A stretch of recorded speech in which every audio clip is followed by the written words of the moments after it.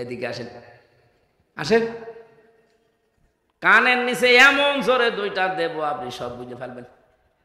আল্লাহর কসম, আমরা এই দেশে যারা একামতে দিনের দায়িত্ব মন থেকে পালন করি, আর এই কাজে যারা জড়িত আছি, তারাও মানুষদেরকে অন্ধকার থেকে বের করে আলোর দিকে, ইসলামের দিকে আমরা আনতে চাই।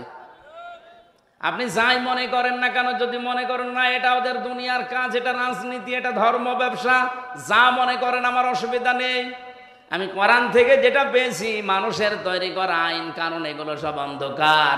শিরিক এটা অন্ধকার, বেদাত এটা অন্ধকার, কুফরি এটা অন্ধকার, জুলুম এটা অন্ধকার। এখান থেকে মানুষদেরকে বের করে আমরা আলোর দিকে, ইসলামের দিকে নিয়ে আসতে চাই, শান্তির ধর্ম যেটা। অমাইয়াবতাগি গায়রাল ইসলামি দীনান ফালাই ইউকবালা মিন ওয়া ফিল আখিরাতি মিনাল খাসিরিন। আল্লাহ পাক বলেন, পৃথিবীতে কোনো মানুষ যদি ইসলাম বাদ দিয়ে অন্য কোনো ধর্ম, অন্য কোনো নিয়ম নীতি, অন্য কোনো দিন তালাশ করে, সে জীবনেও আল্লাহকে খুশি করতে পারবে না। এমনকি তার জীবনের কোনো ইবাদত বন্দেগী কবুল হচ্ছে না, হবে না। বলেন নাউজুবিল্লাহ। আশা করছি এই কথাটা আপনি অন্তরে গেঁথে বাড়ি নিয়ে যাবেন। ইসলাম বাদ দিয়ে কোন নিয়ম নীতি মেনে আল্লাহ পর্যন্ত যাওয়া সম্ভব না, সে যে নিয়ম নীতি হোক। আল্লাহ পাক বলেন, আমার এই কিতাবের ভেতরে ইব্রাহিম নবীর কাহিনী তোমাদেরকে শোনালাম। এক নম্বরে তিনি সিদ্দিক ছিলেন। সিদ্দিক কাকে বলে? আমরা বাংলাদেশে অনেকেই মনে করি সিদ্দিক মানে যে সত্য কথা বলে সে সিদ্দিক। না, শুধু সত্য কথা বললে মানুষ সিদ্দিক হয় না। শুধু সত্যবাদীদের সাথে থাকলেই সিদ্দিক হওয়া যায় না। সিদ্দিক হচ্ছে সত্যকে সত্য জানার পর যারা দ্বিধাহীন চিত্তে সব কিছুকে পেছনে ফেলে যারা মেনে নিতে পারে, এরাই আল্লাহর কাছে সিদ্দিক। আর সত্যকে সত্য জানার পরে অনেকে দুনিয়ার ফেরে বেপড়ে মানতে চায় না। সত্যকে সত্য জানার পরে অনেকে বিভিন্ন প্রভাব প্রতিপত্তি, বিভিন্ন কারণে তারা সত্যকে গ্রহণ করতে চান না। আপনার বিবেকে কি বলে আসলে সত্য কোনটা আপনি কিন্তু বুঝে ফেলেছেন, আপনি জানেনও। এরপরও বিভিন্ন পিছুটানের কারণে যারা মানতে চান না, গ্রহণ করতে চান না, আপনি যতই সত্য কথা বলেন সিদ্দিক হতে পারবেন না।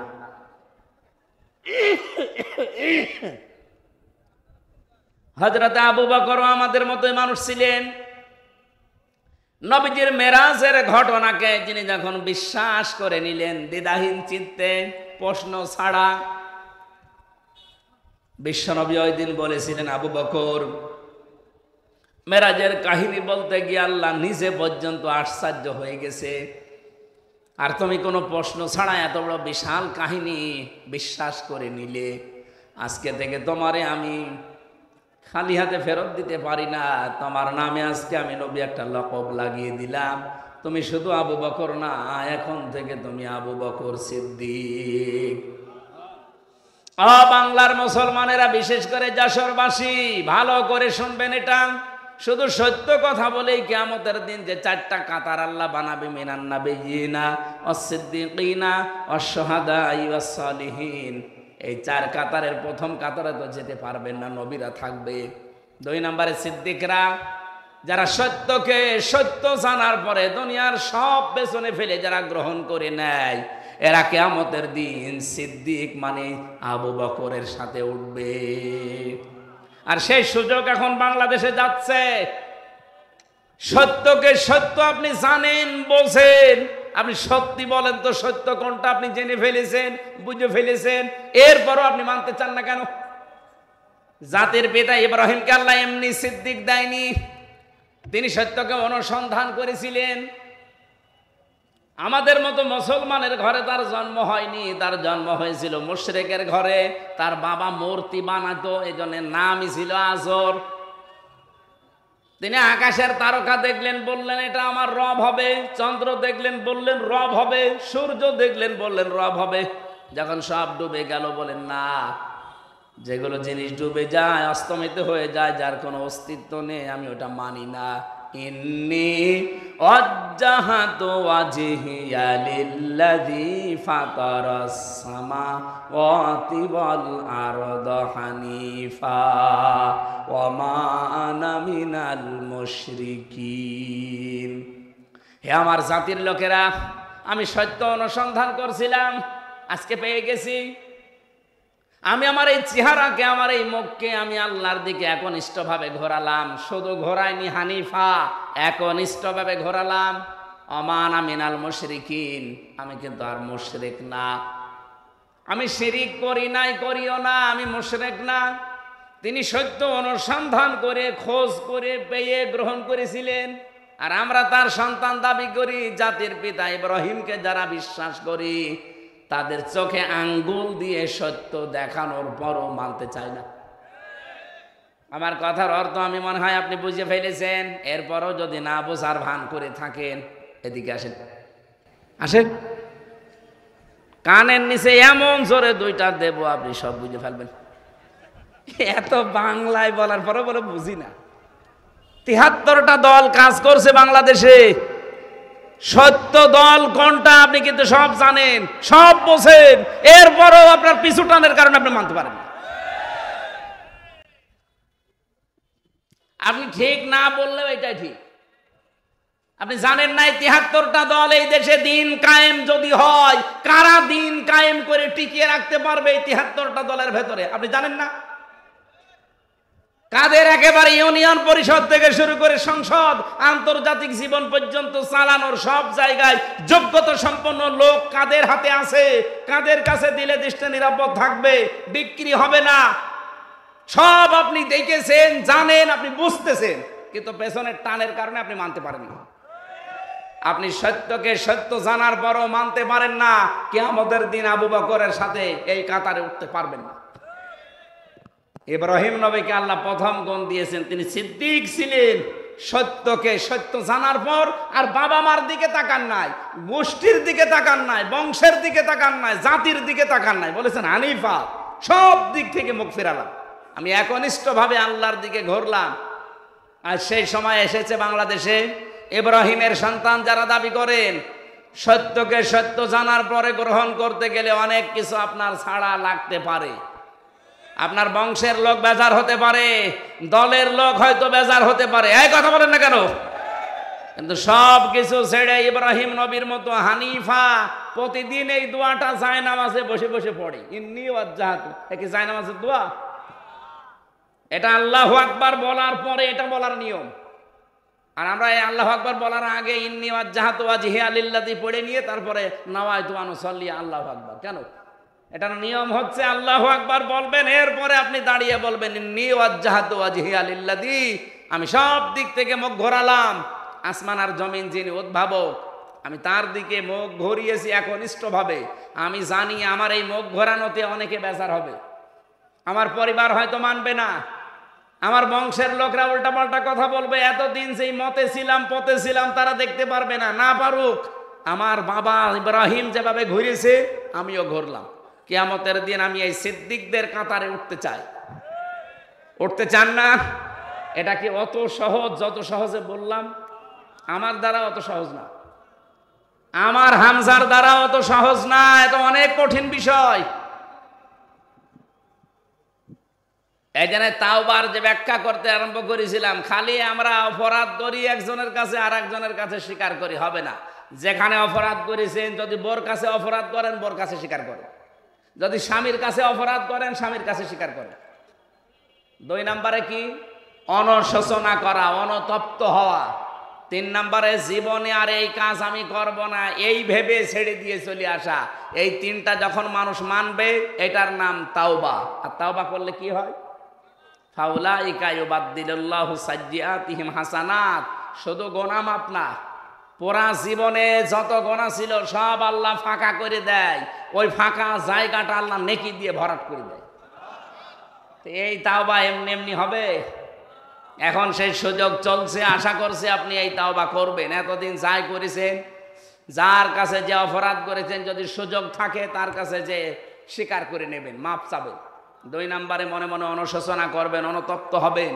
3 নম্বরে জীবনে আর এরকম পথে এই রাস্তায় আমি আর আসবো না, এরকম দৃঢ় সিদ্ধান্ত নিয়ে যারা থাকতে পারে ওদের পেছনের অপরাধ আল্লাহ আর রাখে না, পুরাটা পাল্টিয়ে নেকি দিয়ে ভরাট করে দেয়। যারা এই যে পরকীয়া প্রেমী আছেন, নিজের বউ বাদ দিয়ে অন্যের সাথে লাইন করেন, বা নিজের স্বামী বাদ দিয়ে অন্যের সাথে লাইনই আছেন, এখন তওবা করা লাগবে। এই মুহূর্তে এরকম অবৈধ নাম্বার যাদের আছে, নাম্বারগুলো ডিলিট করে দেন। কারা কারা করবেন হাত তোলেন তো দেখি।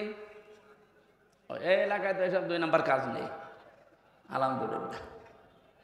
যদি কেউ এরকম 2-1 থেকে থাকেন, নাম্বার ডিলিট করে দেন আর অনুশোচনা করেন, অনুতপ্ত হবেন, রাতের বেলা একা একা কাঁদবেন।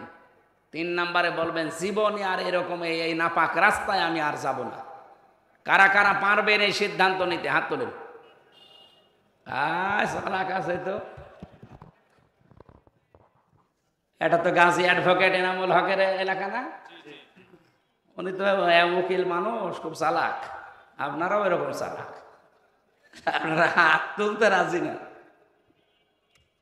বাংলাদেশের যতগুলো মানুষ, আমার মনে হয় যতগুলো মানুষ এই দেশে লেখাপড়া জানা মানুষ, যারা এমপিতে দাঁড়িয়েছে সারা বাংলাদেশ মিলে, সে যে দল থেকে, যদি আপনি 100 জনের তালিকা করেন, এই 300 এমপির ভেতরে অ্যাডভোকেট গাজী এনামুল হক, তার ভেতরে অন্তত 100 জনের ভেতরে 1 জন এরকম একটা যোগ্য মানুষ এই জেলায় এবং কি এই থানায় বাড়িও না, এই মনিরামপুরের সন্তান।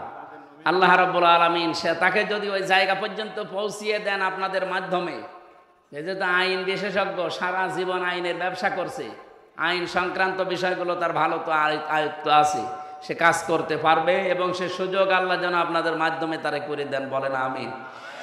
সম্মানিত ভাইরা, আমরা 2 নাম্বার গুণ পেয়েছিলাম নবী ইব্রাহিমের। তিনি শুধু সিদ্দিক ছিলেন না, তিনি নবী ছিলেন। কি ছিলেন?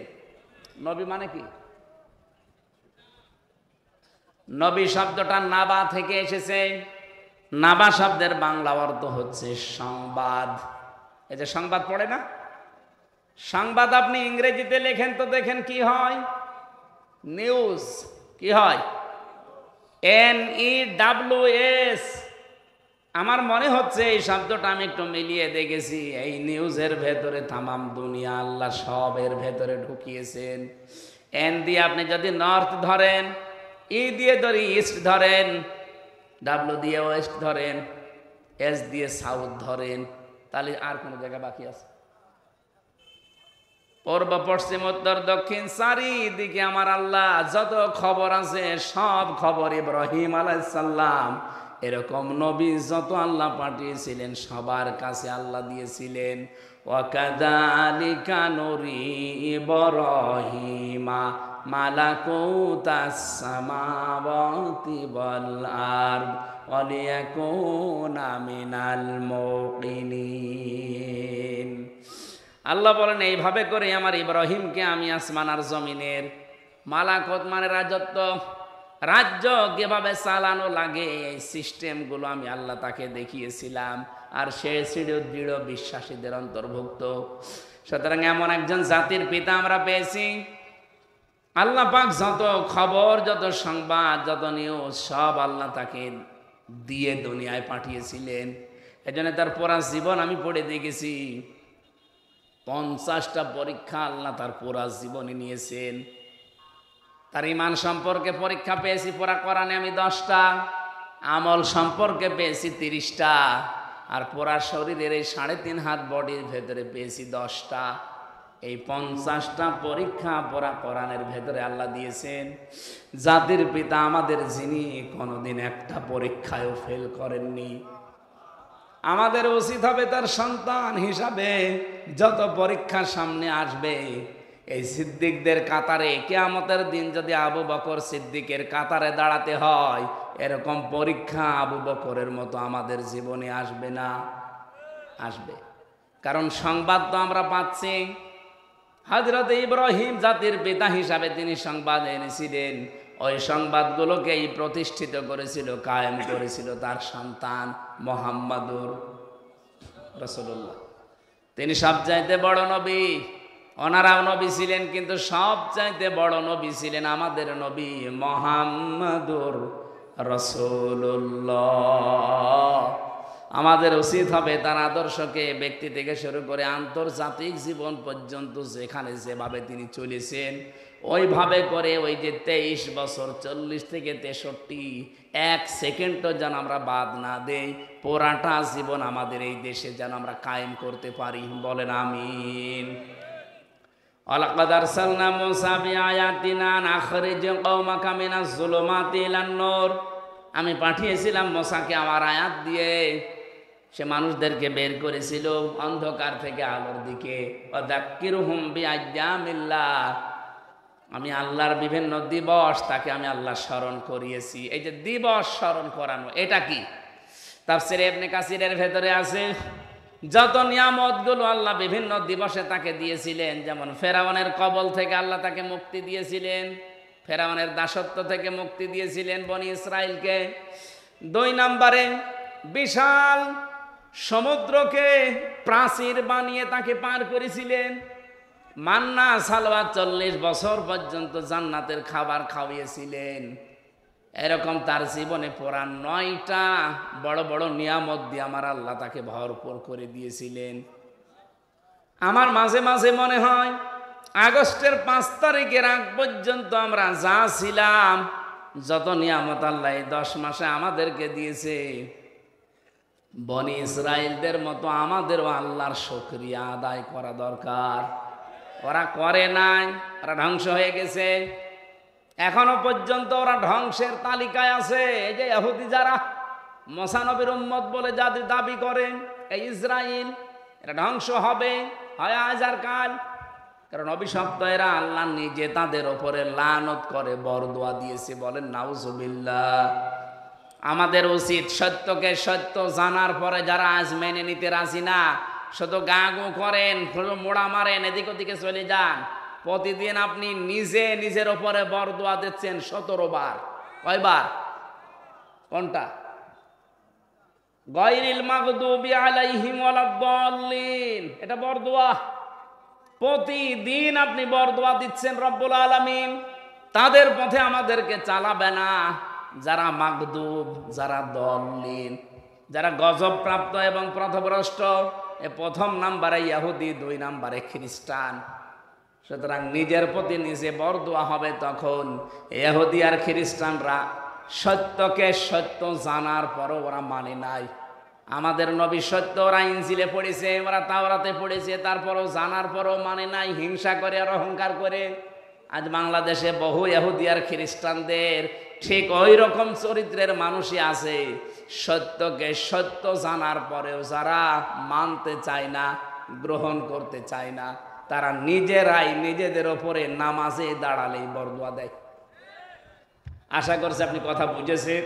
রব্বুল আলামিন জানিয়েছেন, কিতাবুন আনজালনাহু ইলাইকা লিতুখরিজান নাসা মিনাজ যুলুমাতি ইলান নূর। হে নবী, এই কিতাব আমি আপনার প্রতি এই জন্য নাজিল করলাম, এই কিতাব দিয়ে আপনি মানুষদেরকে অন্ধকার থেকে আলোর দিকে নিয়ে আসবেন। তাফসীরে মুফাসসিরিন ইকরাম ব্যাখ্যা করেছেন, এখানে জুলুমাত বহু বচন দিয়ে আল্লাহ বুঝিয়েছেন দুনিয়ায় যত শিরিক, বেদাত, কুফর এবং মানুষের তৈরি করা আইন কানুন আছে, সব আল্লাহর ভাষায় অন্ধকার। আপনারা জ্ঞানী মানুষ, বিচক্ষণ মানুষ, বুদ্ধিমান মানুষ, একটু বুদ্ধি কাজে লাগান, মাথাটা ঠান্ডা করে কাজে লাগান। দুনিয়ায় যত শিরিক আছে, বেদাত আছে, কুফর আছে, এগুলো আল্লাহর ভাষায় সব অন্ধকার। বিশেষ করে মানুষের তৈরি করা আইন আর কানুন, এগুলো সব অন্ধকার। এখান থেকে চলে যাবে, এখান থেকে মানুষদেরকে বের করে তিনি আলোর দিকে নিয়ে এসেছিলেন। এখানে আলো বলতে যে বিষয়টা আমরা তাফসিরে পেয়েছি, তার নাম ইসলাম। জোরে বলেন সুবহানাল্লাহ। সুতরাং আমরা এই একই কাজ এখন করছি।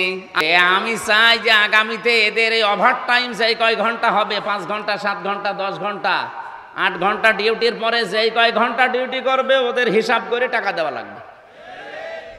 আমি জানি ওদের অনেক ভালো ভালো কাজ করার ইচ্ছা আছে, কিন্তু পারে না বাস্তবতার কারণে। এমন এমন অফিসার আছে যে অফিসার নিজে বেতন পায় হয়তো 42,000 টাকা, কিন্তু বাসা ভাড়া করে স্ত্রী আর ছেলে মেয়েকে রেখেছে ঢাকাতে, 50,000 টাকা বাসা ভাড়া, 42,000 টাকা দিয়ে এখনো কয় হাজার টাকা লাগবে, ওইটাকে ফেরেশতা জিবরাইল দিয়ে যাবে? ওই তখন একটু এদিক ওদিক করে বদনাম হয়ে যায়। অথচ ডিউটি করে তো 24 ঘন্টার 18 ঘন্টা, আপনি 8 ঘন্টা পরে যে কয় ঘন্টা ডিউটি করবে ওই ঘন্টায় টাকা দেন। আমি আকিজ গ্রুপে ছিলাম, আকিজ গ্রুপে 8 ঘন্টার পরে যেই কয় ঘন্টা ডিউটি করবেন ওই কয় ঘন্টা ওভার টাইমে টাকা দেওয়া লাগবে তাদের। শুধু বাংলাদেশে প্রশাসনে এই নিয়মটা নেই, আগামী থেকে এটা যদি ইসলাম আসে, কারণ পুলিশ এই বিভাগ চালু করেছিল হযরত ওমর। কে? পুলিশ বিভাগ যেটা আমরা দেখি প্রশাসনে, এই বিভাগটা চালু করেছিল হযরত ওমর রাদিয়াল্লাহু তাআলা আনহু। তারা আজ অবহেলিত এবং মানুষের কাছে গালি নাচি ঝাঁটা খেতে খেতে জীবন শেষ হয়ে গেল। ওরা বাস্তবতায় যেহেতু অনেক ঠেকে যায়। ডিআইজি সাহেব আমারে বলছিল, আপনি 8 ঘন্টার পরে যতই ওদেরকে, কিছু পুলিশ, সবাই না, কিছু পুলিশকে যদি আপনি একেবারে ওভার টাইমের বেতনও দিয়ে দেন ও তাও ঘুষ খাবে। আমার মনে হয় উনি কথা একেবারে 100% সঠিক বলেনি, অন্তত 99%। পুলিশ ভাইরা, আপনারা যে দায়িত্বে আছেন কখনো নিজেদেরকে ছোট মনে করবেন না, এটা বিশাল মহান পেশা একটা। নবীজি জানিয়েছেন 2টা চোখ জাহান্নামে যাবে না, তার একটা এরা। যারা এই রাতের বেলা মানুষের জান মাল ইজ্জত আবরু হেফাজতের জন্য রাত জেগে পাহারা দেয়, এই মানুষের চোখ আল্লাহ জাহান্নামে দেবে না। সুবহানাল্লাহ বলতে পারেন না? 2 নম্বরে, যারা রাতের বেলা নিজের অপরাধের কথা স্মরণ করে কান্নাকাটি করে। আল্লাহ আমাদেরকে এইরকম শুকরগুজারি বান্দা হওয়ার তৌফিক দান করেন, বলেন আমিন। প্রশাসনের যে ভাইগুলো আজকে শৃঙ্খলার দায়িত্বে এসেছেন, সবাইকে নিয়ে আল্লাহর দরবারে শুকরিয়া জানাচ্ছি, বলেন আলহামদুলিল্লাহ। আরো জোরে বলেন আলহামদুলিল্লাহ। দরুদ আর সালাম পাঠ করি আমাদের নবী, মানবতার মহান শিক্ষক মুহাম্মদুর রাসূলুল্লাহ সাল্লাল্লাহু আলাইহি ওয়াসাল্লামের প্রতি। আপনারা জানেন এটা জিলহজ মাসের 12 তারিখ। 4টা মাস আল্লাহর কাছে পবিত্র, আমরা কোরআন থেকে জেনেছি। আল্লাহ রাব্বুল আলামিন জানিয়েছেন, ইন্না ইদ্দাতাশ শুহুরি ইনদাল্লাহি 12 শাহরান ফি কিতাবিল্লাহ ইয়াওমা খালাকাস সামাওয়াতি ওয়াল আরদা মিনহা আরবাআতুন হুরুম ইলা আখির আয়াত। সূরা তাওবার 36 নম্বর আয়াতে এসেছে, অবশ্যই গণনার দিক থেকে আল্লাহর নিকটে মাসের সংখ্যা 12টা। আসমান আর জমিন আল্লাহ যেই দিন তৈরি করেন ওই দিন 12টা মাসের নাম তার কিতাবে তিনি লিপিবদ্ধ করেছিলেন। কয় মাস? জানুয়ারি, ফেব্রুয়ারি, মার্চ, এপ্রিল, না বৈশাখ, জ্যৈষ্ঠ, আষাঢ়, কি মুহররম, সফর। এই 12টা মাসের 4টা মাস আল্লাহর কাছে একেবারেই পবিত্র। আল্লাহ নিজে বলেন সম্মানিত। তার ভেতরে মুহররম, রজব, জিলকদ, আর এখন চলছে যেটা জিলহজ। ওই জামানায় আমি দেখেছি তাফসিরের ভেতরে কাফেররা পর্যন্ত এই 4টা মাসকে তারা সম্মান দিত। ওদের তো গোষ্ঠীগত দণ্ড চলতো সারা বছর, কিন্তু এই 4 মাস আসলে তারা বলতো না, এটা সম্মানিত মাস, এই জিলহজ মাস, এটা সম্মান দেওয়া লাগবে। সুতরাং মারামারি, গন্ডগোল, কেস কাম, মামলা মোকদ্দমা যা আছে আপনার সাথে, এই 4 মাস আর হবে না। এ মাস চলে যাক, আপনাকে আবার আমি দেখে নেব। আপনি বলেন তারা কাফের, তারপরও আল্লাহর এই মাসকে তারা সম্মান দিয়েছে এইভাবে। এ মাস আসলেই তারা মারামারি, গন্ডগোল, মনোমালিন্য সব বন্ধ করে দিত। বাংলার মুসলমানেরা বলেন তো, আমরা কি এই মাসের সম্মান এইভাবেও দিতে পারছি? জিলহজ মাস এসেছে, এখন কি মারামারি দেশ থেকে বন্ধ হয়ে গেছে? বলেন বলেন। যত রকমের অন্যায় অবৈধ কাজ এবং কি মিথ্যা সাক্ষী দেওয়া, মিথ্যা মামলা দেওয়া, আর একটা নাম বলেই ফেলি, যে চাঁদাবাজি করা, এটা কি এখন বন্ধ হয়ে গেছে? আরে ভাই, জিলহজ মাসে অন্তত তো আপনি একটু বন্ধ করতে পারতেন। কাফেররা এ মাসের সম্মান দিয়ে তারা সব অন্যায় অপরাধ বন্ধ করে দেয়। আর আমরা আজ পর্যন্ত সম্মান দিয়ে এ মাসে অন্যায়গুলো বন্ধ করতে পারি নাই। আপনি কি সম্মান দিচ্ছেন এ মাসকে? এ মাসে এসেছিল আজকে 12 তারিখ, আর মাত্র 18 দিন পরে মাসটা চলেও যাবে, কিন্তু আপনি কি দিলেন?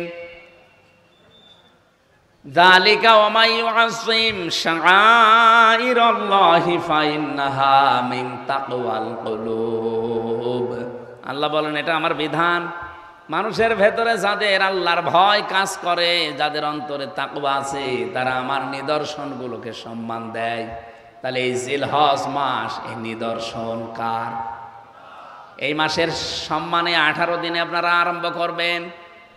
যাদের সাথে মামলা মোকদ্দমা চলছে বলবেন ভাই থাক, এ মাসে বন্ধ, আবার এই মাস চলে গেলে দরকার হয় যদি করা লাগে আবার আরম্ভ করব। পারবেন না বলতে? দেখেন আবার করবে।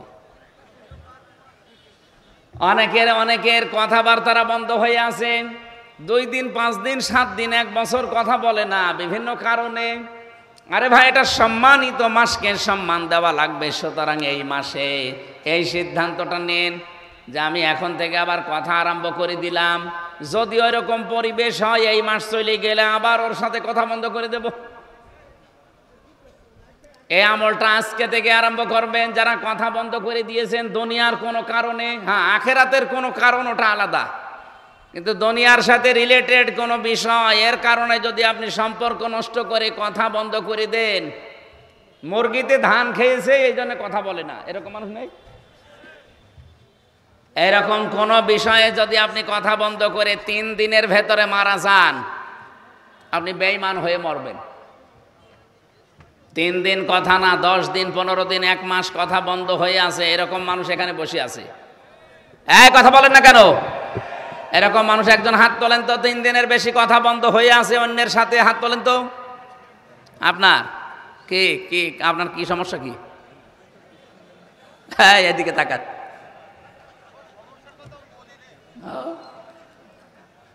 এখানে আসবেন না, ঘন্টাখানেক সময় দেন।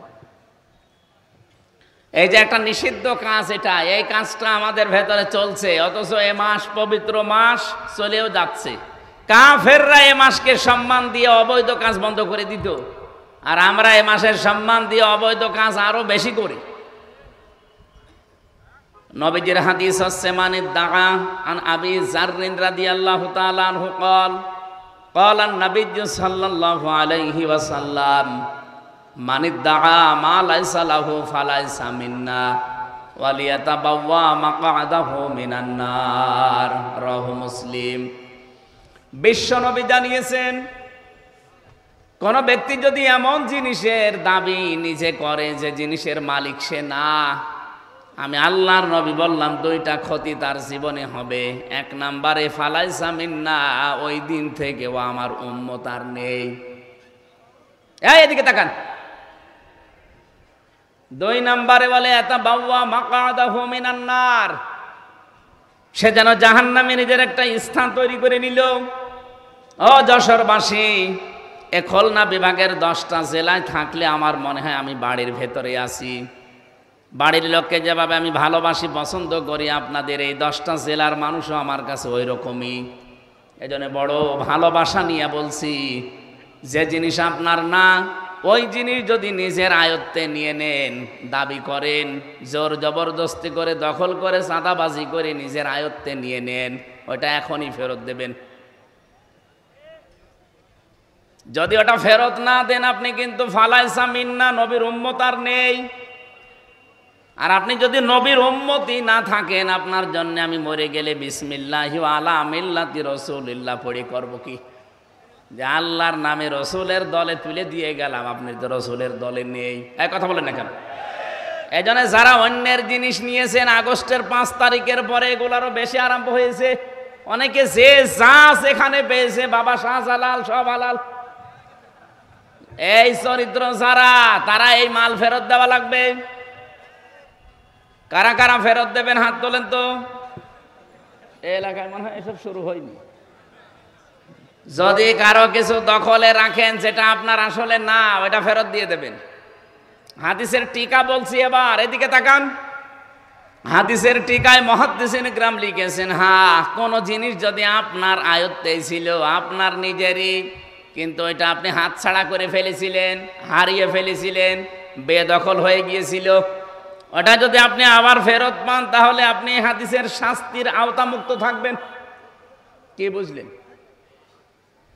মনে করেন আমার একটা দোকান ছিল, এটা আমারই, 15 বছরে হাতছাড়া হয়ে গিয়েছিল, দখল হয়ে গিয়েছিল, অন্য জোর করে কেড়ে নিয়েছিল, এখন আমি ওইটা আবার ফেরত পেয়েছি, তাহলে আমার জিনিস আমি ফেরত পেলাম, আমার অসুবিধা নেই। কি কথা বলছেন? তাহলে ফালাইসা মিন্না আমার জন্য না, আমি নবীর উম্মত থাকবো না, না এটা আমার জন্য না, কারণ আমার জিনিস আমি পেয়েছি। কিন্তু যেটা আমার না ওইটা যদি আমি জবরদস্তি করে দখল করে নেই তাহলে আমি কিন্তু আর নবীর উম্মত নেই। এক কথা বলেন। বাংলাদেশে ইসলামী ব্যাংক নিয়ে কিছু মানুষ ফতোয়াবাজি করে, এমনকি অনেকে ফতোয়া দিয়েছে যে ইসলামী ব্যাংকও ছিনতাই হয়ে গেছে। আপনি এরকম ডাহা মিথ্যা কথা বলেন কি করি? ইসলামী ব্যাংকে আপনার বাবার, যাদের ব্যাংক তারা ফেরত পেয়েছে। এক কথা বলেন না কেন? যাদের ব্যাংক তারা ফেরত পেয়েছে তাদের মাথার ঘাম পায়ে ফেলে বানানো ব্যাংকটা। আপনার কয় টাকা আছে ওখানে? আপনার বাবা টাকা দিয়েছে। যাদের টাকার ব্যাংক তারা ফেরত পেয়েছে, আপনার সমস্যা কি? আরো আমার মনে হয় এই 15.5 বছরে যেভাবে দখল করেছিল ডবল টাকা দেওয়া দরকার। এই 15.5 বছরে যাদের জীবন থেকে সময়গুলো কেড়ে নিয়েছে, যারা কেড়ে নিয়েছে, যেহেতু রাষ্ট্রের দায়িত্বে থেকে এগুলো কেড়ে নেওয়া হয়েছে, রাষ্ট্রের উচিত তাদের এই সময়গুলো ফেরত দেওয়া। সময় ফেরত না দিতে পারলে তাদের জরিমানা দেওয়া। যেমন এই যে জনাব এটিএম আজহারুল ইসলাম বিনা কারণে 13 বছর জেল খাটলো। এক কথা বলেন। হাইকোর্ট থেকে, সুপ্রিম কোর্ট থেকে তাকে বিনা মানে একেবারে নির্দোষ প্রমাণ করেছে যে ওনার কোনো দোষ নেই। এই 13 বছরে ওনার তদন্ত করে দেখলাম যে কোনো দোষ পাওয়া যায়নি। বেকসুর খালাস মানে কি? কথা বলেন না কেন? বেকসুর খালাস মানে ওনার কোনো দোষ আমরা এই 13 বছর অনুসন্ধান করে পেলাম না। এই যে আমার 3 বছর রেখেছিল, আমারও বেকসুর খালাস দিয়েছে। আদালত প্রমাণ করছে যে আমির হামজার কোনো দোষ আমরা পাইনি। 3 বছর আমরা আটক করে রেখেছিলাম যে কোনো দোষ আছে কিনা, না একটা দোষও পেলাম না, এই জন্য বেকসুর খালাস দিলাম। তাহলে আমি 3টা বছর যে লস হয়ে গেল, এই বছরগুলো ঘুরিয়ে দেন। কে কথা বলছেন না কেন ভাই? আমার এই বছরগুলো ঘুরিয়ে দেন। আপনি তো প্রমাণ করলেন যে আমার কোনো দোষ নেই, আপনাকে একেবারে খালাস করে দিলেন। তাহলে আমার 3 বছর ফেরত না দিতে পারলে আমার 3 বছরে যত ক্ষতি হয়েছে ওই ক্ষতিপূরণ দেওয়া লাগবে। এই জন্যই তো আমরা চাই আজহারুল ইসলামের ক্ষতিপূরণ, কারণ ওনাকে বিনা কারণে আপনি এই 13 বছরে রেখে কিছুই প্রমাণ করতে পারেননি। শেষ পর্যন্ত বললেন উনি বেকসুর খালাস। আমার একটা কথা যদি মিথ্যা হয়, বানানো হয়, অন্য কোনো উদ্দেশ্যে হয় বলেন, আমি আপনাকে এখনই পোড়াটা শেষ করে দেব। যেহেতু রাষ্ট্রে যারা দায়িত্বে ছিল তারা এই অত্যাচারটা করেছে, এই জুলুমটা করেছে, এখন যারা রাষ্ট্রের দায়িত্বে আছে তাদের উচিত হবে ওনার ক্ষতিপূরণ দেওয়া। ক্ষতিপূরণ কি দেবেন? কেউ উনি তো স্ত্রী হারিয়েছে জেলখানায় থাকতে, জানাজাও পড়তে পারেনি, এনার স্ত্রীটা ফেরত দেন। এমনকি 13 বছরে উনি জীবন থেকে যা যা হারিয়েছে সবগুলো রাষ্ট্রের উচিত ফেরত দেওয়া। আর যাদের কারণে নষ্ট হয়েছে তাদেরকে উনি যদি মাফ না করে আল্লাহ তাদের মাফ করবে না, কারণ তারা অপরাধ আল্লাহর কাছে করে না, অপরাধ করেছে আজহার সাহেবের কাছে। কথা বলেন না কেন? আমার 3টা বছর আপনি কেড়ে নিয়েছেন, এখন যদি বলেন আল্লাহ কাবা শরীফ ধরে মাফ চাই, আমারে মাফ করে দেন, আপনাকে মাফ করবে মানে? আপনি কি আল্লাহর কাছে দোষ করেছেন? দোষ করেছেন হামজার কাছে, আগে আমার কাছে মাফ চান। আমি যদি মন থেকে বলি ঠিক আছে যান, যা হয়েছে হয়েছে, মাফ করে দিলাম। সেদিন ওসি সাহেব, যেটা আমার মামলার আয়ু ছিল, মাদারীপুরে বাড়ি, কল দিয়েছিল, বলছে হুজুর মাফ করে দিয়ে। আমি মাফ তো করে দেওয়ার জন্য আমি রাজি আছি, কিন্তু আমার টাকা ফেরত দেন। আপনি যে 3টা বছরে কত টাকা নিয়েছেন আমার বাবার কাছ থেকে, টাকাগুলো আগে ফেরত দেন। আর আকিস গ্রুপের কাছে নিয়েছেন 32 লাখ, এই টাকাগুলো ফেরত দেবেন, এরপরে বলবেন মাফ করে দি যান। আমি মাফ করে দিলাম, টাকা ফেরত না দিলে কোনো মাফ নেই। আপনি দোষ করবেন একজনের কাছে আর মাফ চাবেন আর একজনের কাছে, হয়? এই দেশে তো এইটাই চলে। অপরাধ করে একজনের কাছে, মাফ চায় আর একজনের কাছে। এটা পাগলামি ছাড়া আর কিছু না। এই যে কয়েকদিন আগে কামরুল বলে একজনের মন্ত্রী ছিল, মাথা ফেটে গেছে, পড়েছে, পায়খানায় পড়েছে, মাথা ফেটে গেছে। ওনার মন্ত্রিত্ব থাকাকালীন একটা অপরাধ করেছিল, পচা গম। আপনি শোনেননি? পচা গম ধরা পড়েছিল। ওই সময় যদি উনি জনগণের কাছে মাপ চাইতো, বলে না, তদন্ত করা লাগবে। কি তদন্ত করবেন? যাদেরকে কমিটিতে রাখবেন সব তো ঘুষখোর, ওদেরকে তো তদন্ত কমিটিতে রেখে ঘুষ ঘাস দিয়ে আবার আল্লাহর ওলি ফ্রেশ হয়ে যাবে। কিন্তু ওই সময় যদি বলতো ঠিক আছে আমার ভুল হয়ে গেছে, যেভাবেই হোক আমি ভুল করে ফেলেছি, আমি মাফ চাই, আমারে মাফ করে দেন, দেশের 18 কোটি মানুষ, আরে 18 কোটি মানুষ যদি মাফ করে দিত, আল্লাহ আপনাকে মাফ করে দিত। এক কথা বলেন না কেন? তাওবাটা বাংলাদেশে যা ভেজাল, বিশেষ করে ভারত, বাংলাদেশ আর পাকিস্তান, এই 3টা দেশে তাওবা নিয়ে একেবারে পুরাটা চলছে। মানে কি বলবো, আর তাওবা হয় না আমাদের। তাওবা আর ইস্তেগফার এক জিনিস না। সব সময় আপনি ইস্তেগফার করতে পারেন, আস্তাগফিরুল্লাহ আস্তাগফিরুল্লাহ আস্তাগফিরুল্লাহ পড়েন, কিন্তু তাওবা এটা কিন্তু মারাত্মক জিনিস। নবীজি বলেন কোন মানুষ যদি তাওবা করে, আমারে ওয়াজে বসে বাড়ি চলে যাচ্ছে, 11টার আগে একটা লোক উঠবেন না। নবীজি বলেন 1 নম্বরে কোন মানুষ যদি তাওবা করতে চায়, সে যেন বলে আমি অপরাধী। আমি কি বলেন বলেন? এখন এই অপরাধী বলবেন কার কাছে? না না, এই তো ভেজাল এই জায়গায়। তো কিছু হলেই কাবা শরীফে চলে যাচ্ছে, গিলাপ ধরে কান্নাকাটি করছে। অপরাধী যারা, তারা অপরাধ স্বীকার করবে, তার কাছে অপরাধ করেছে যার কাছে। আরো আসতে বলেন। এই 15.5 বছরে যারা দায়িত্বে ছিল, তারা অপরাধ করেছে না করেনি? আপনার কাছে যদি নাও করে, আমার কাছে করেছে, কারণ আমার এখন 33 বছর বয়স। 18 বছর থেকে আমি ভোট দিতে যদি আরম্ভ করতাম, 3 বার ভোট দিতে পারতাম। 18 থেকে 33 কত হয়? 15 বছরে 3 বার ভোট হয়। আমি 3 বার ভোট দিতে পারতাম, একবারও পারি নাই। তা আমার এই অধিকারটা যে আপনি নষ্ট করলেন, আমার হক যে আপনি মেরে খেলেন, আর এখন যদি আপনি বলেন আল্লাহ আমারে মাফ করে দেন, আপনার মাফ হবে কি করে? আপনি তো আর আল্লাহর কাছে দোষ করেননি, আপনি ভোট মেরেছেন হামজার। বলেন। ভেতরে থাকাকালীন একটা ওসি ছিল আমার সাথে, 8 বছর তার জেল। উনি একদিন আমার কাছে এসে বলছে, হুজুর আমি একটা তাওবা করেছি, দেখেন তো আমার তওবা হয়েছে কিনা। কি তওবা? যে নির্বাচন গেল, রাত 12টার পর থেকে আমার দল লোকজন নিয়ে আমি ভোট কাটা আরম্ভ করলাম। বাক্সগুলো ভর্তি করে জায়গা মতো পাঠিয়ে দিলাম। ফজরের আজান হওয়ার পরে আমরা সবাই ওযু করলাম, গোসল করলাম, পাক পবিত্র হয়ে 2 রাকাত তাওবার নামাজ পড়লাম। এরপরে বললাম আস্তাগফিরুল্লাহ, আমার এই তাওবা হয়েছে না। এটা ইয়ার কি হয়েছে? কারণ আপনি তাওবা করছেন আল্লাহর কাছে, আপনাকে দোষ আল্লাহর কাছে করেছেন, আল্লাহ ভোট দেবে। যাদের ভোটগুলো কেটে কেটে বাক্স ভর্তি করে পাঠিয়ে দিলেন, এই মানুষগুলোর কাছে আগে মাপ চাওয়া লাগবে। কারণ অপরাধ যার কাছে স্বীকার করবেন। আপনার জন্য একটা দুঃখের সংবাদ আছে, কারণ আপনার 8 বছর জেল, কমপক্ষে 5 বছর আপনার জেল খাটা লাগবে। কারণ এই যে 9 মাসে বছর, তো 5.5 বছর আপনাকে জেল খাটার পরে যখন আপনি বাইরে যাবেন, যে দেখবেন বহু হামজা মরে গেছে। কি কথা বলেন না কেন? কত হামজাকে আপনি পাবেন না, কত হামজার বউকে পাবেন না, তারা অলরেডি মরে গেছে। আপনি তাদের কাছে মাফ চাবেন কি করে? বলেন, এই 15.5 বছরে কত মানুষ ভোট না দিয়ে তার এই অধিকার, এটা অধিকার না? এই অধিকারটা আপনি না দেখাতে পেরে মরে গেলেন। যারা এই অবৈধভাবে ক্ষমতায় ছিলেন, এটা তো অবৈধভাবেই থাকা, কারণ আমি নিজে বলছি আমারটা আপনি নেননি, আপনি অবৈধ। আরে অবৈধভাবে থাকার কারণে আপনি অবৈধ সুখ পেয়েছেন না পাননি?